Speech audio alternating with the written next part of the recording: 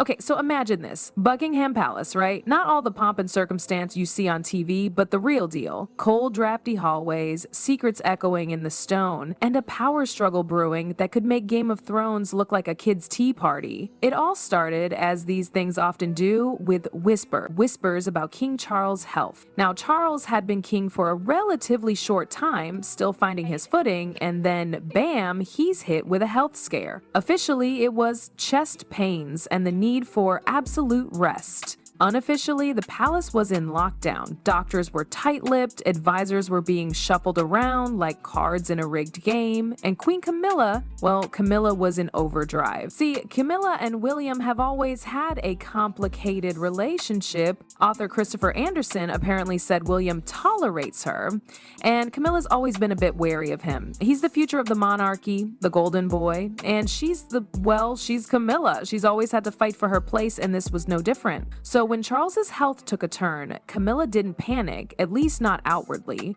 Instead, she seized the reins. She took over Charles's schedule, controlled communications, and basically turned his study into her personal war room. Anyone who'd been around for too long, anyone who might have questioned her authority, suddenly found themselves on much-needed sabbaticals. Replaced, of course, by people whose loyalty was unquestionable. William, naturally, was suspicious. He's not stupid. He saw the subtle shifts, the delays in seeing his father, the curt medical updates that felt more like PR statements than actual information. He knew something was being hidden, and his gut told him Camilla was behind it. At first, he tried to play it cool to feel things out, but the more he observed, the clearer it became. This wasn't about protecting Charles' health. This was about Camilla consolidating power. She was laying the groundwork for regency, a temporary takeover while Charles was indisposed. But William knew that temporary could easily become permanent, especially with Camilla at the helm. And that's where things got really interesting. William wasn't just fighting for his birthright for his future, he was fighting for the truth about his father's condition, for the integrity of the monarchy itself. The palace, his home, had become a treacherous maze, and he was surrounded by enemies, or at least people he couldn't trust. He had to tread carefully. One wrong move and Camilla would twist it into evidence of his ambition, his impatience. Patience, for the moment, was his only weapon. Then came the public declaration, Camilla all grace and poise, assuring the nation of her unwavering commitment, her steady hand in the storm. It was a masterstroke. She positioned herself as the only one capable of leading, effectively erasing William from the equation. The press ate it up, and William was left fuming, feeling like a prisoner in his own home. He had to act, but how? Every door seemed to be slamming shut in his face. He was the silent prince, watching his future slip away. Camilla, never one to leave a power vacuum unfilled, swiftly moved to solidify her position. She formed this provisional royal council, which, let's be honest, was basically a collection of yes men and women all handpicked for their unwavering loyalty to her. But the real kicker? She appointed her son, Tom Parker Bowles, as the representative of tradition. I mean, the audacity. It wasn't just some ceremonial gig. This gave Tom control over national events, royal charities, and crucially, who got to be seen with the royal family.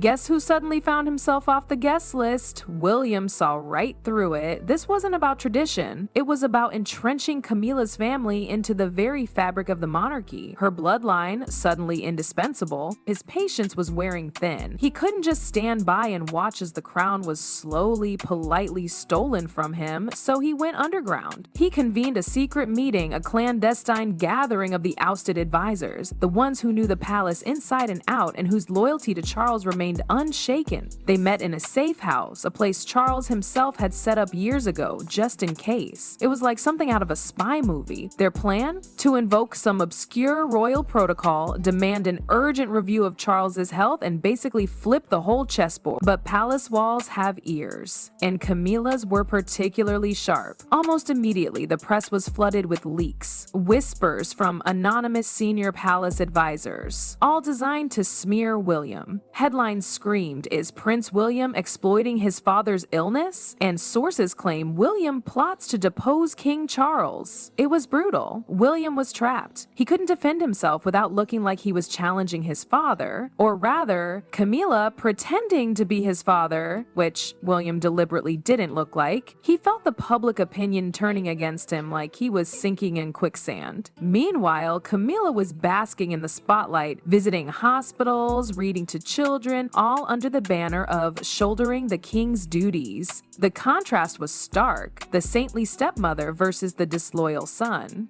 The final blow came with a royal directive recommending, very firmly, that William be sidelined from public appearances.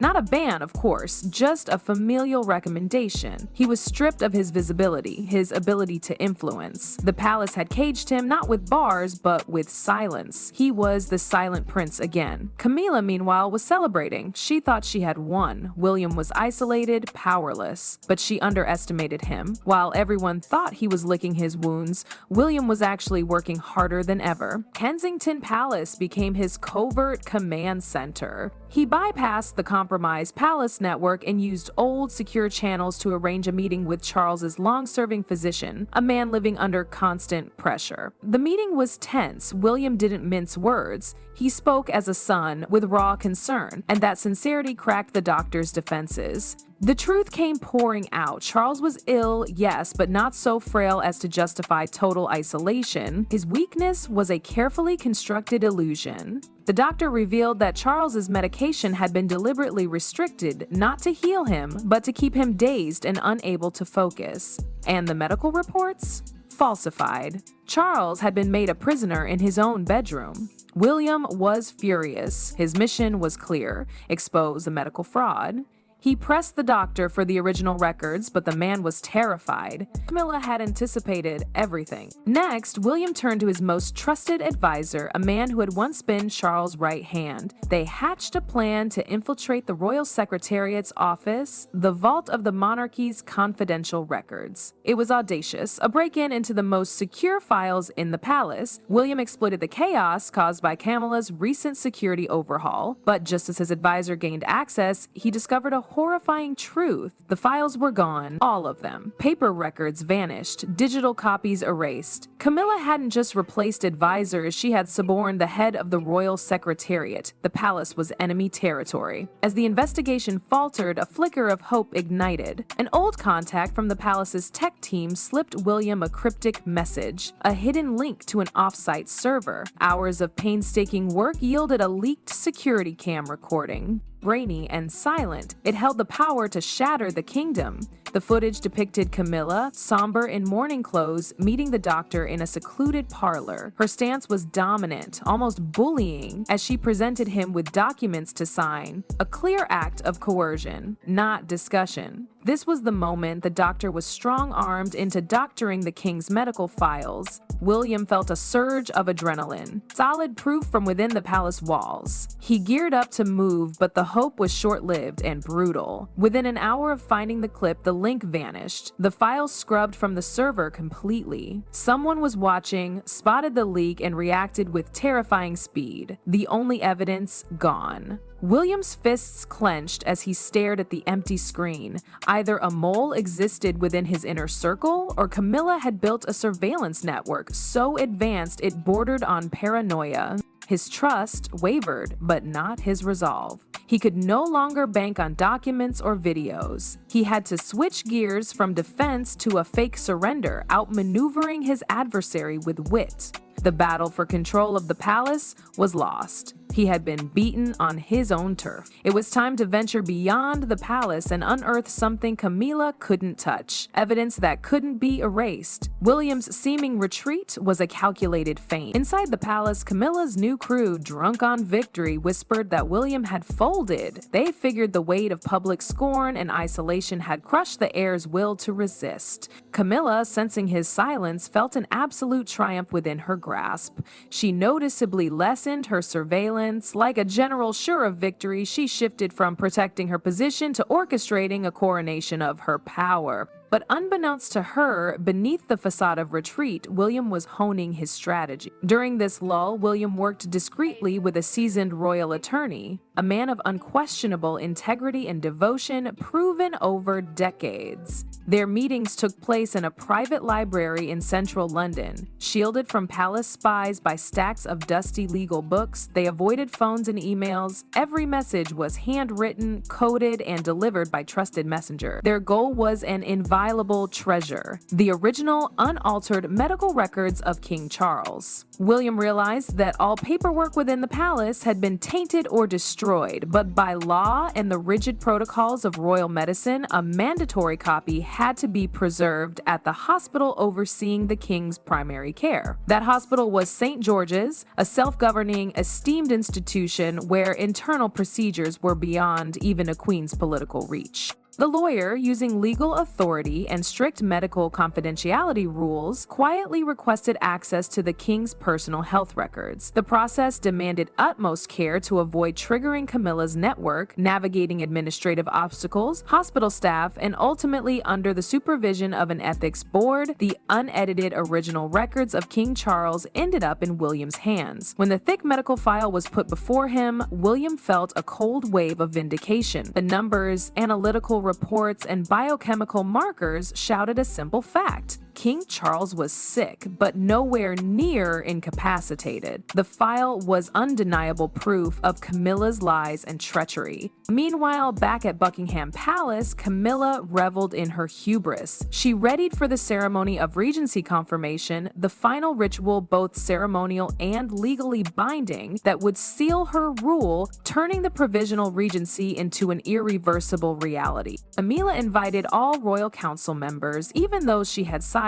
to project an image of transparency. Certain of William's defeat, she believed the matter resolved. But William didn't act publicly. He had learned from the loss of the video evidence. Instead of a media circus, he quietly coordinated with the lawyer, delivering the authentic medical records from St. George's to a special committee within the Royal Council. This committee, made up of coetous elderly members, held the rare duty of reviewing the monarch's capacity. William's move was a time bomb planted under the signing table. The ceremony unfolded under sparkling chandeliers and gentle music. Camila appeared in a regal cream gown, radiating the majesty of a queen-to-be. She reached for the ceremonial quill, but at that moment, the grand hall doors burst open. William entered. He wore no military regalia, just a simple dark suit. Yet his presence carried more weight than any medal. Beside him stood the High Commissioner of the Royal Council, the figure of supreme ceremonial authority, his face stern and solemn. Without a word, the commissioner walked to the ceremonial dais and put a new stack of papers beside Camilla's documents. In a voice that echoed through the sudden silence of the room, he announced,